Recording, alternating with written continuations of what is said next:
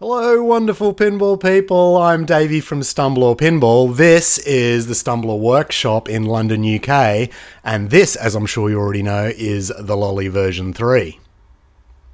We released version 3 of the Lolly board 18 months ago and has been happily powering your favourite mods ever since.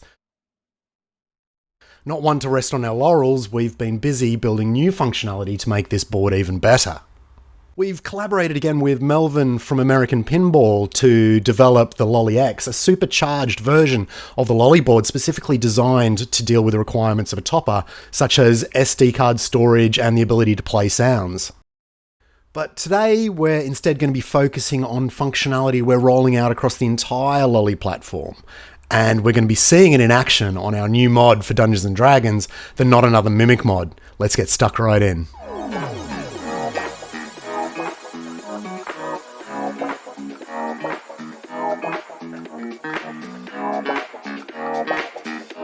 So we're now over on Dungeons & Dragons. We can see the Mimic mod sitting in his place with his eyes sort of flickering in his at-rest position.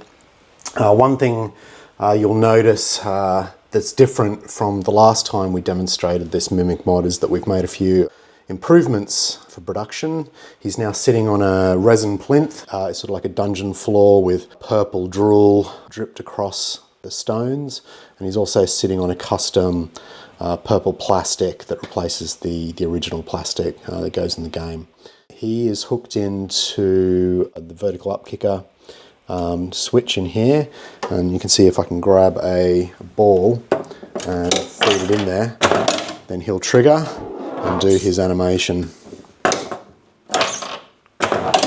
So at the moment he's just doing a single opening of his mouth animation, which is just the standard thing that he'll ship with.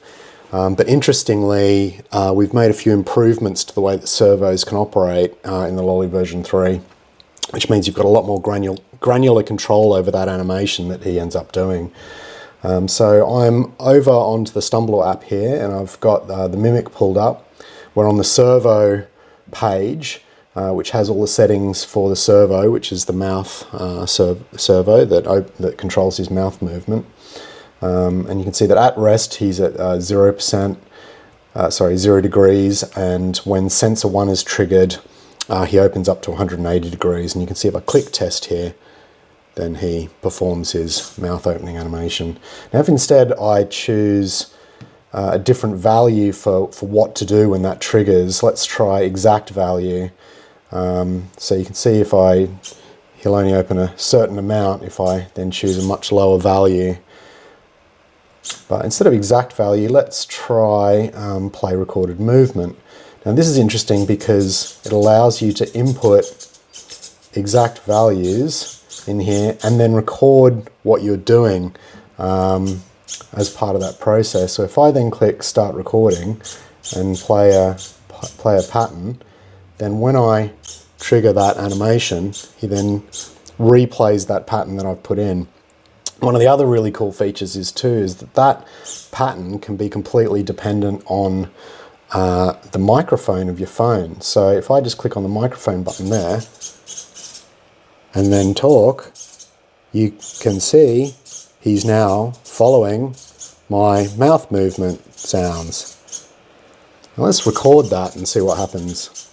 Hi, I'm a mimic. And then test that again. Hi, I'm a mimic. So that enables you to do lots of really fun stuff with this and really put your own spin on your own mimic and get him to do exactly what you want to do in relation to that trigger going off in the game. So one of the other things that we didn't go into a lot of detail on during the initial teaser video for the Mimic were the lanterns. Now these lanterns act as replacements for the spotlights in the game and have this fire pattern flashing away on one side, and they have a spotlight on the other side to add more light onto the playfield. D&D tends to be quite a dark game anyway, so we definitely don't want to be taking away too much of the existing light. Now these are an optional extra. You can add these onto your Mimic order at the time of checkout. And they are all controllable by the same lolly board and on the app as well. So you can see that I've got Fire 1 set up here, and if I change the color on this side, you can modify sort of what the color is that's shining out the back of the lantern.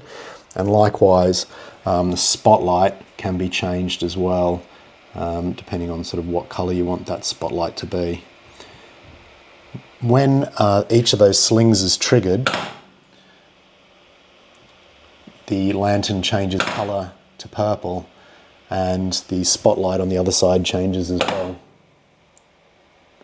There's two of these, one on each side. You can see spotlight over there, and they're both shining towards the dragon. And if I grab a pinball and show you that triggered up. And hopefully that gives you a bit more information on those lanterns. Okay, thanks a lot guys. Thanks for watching. I'll see you soon. Bye-bye.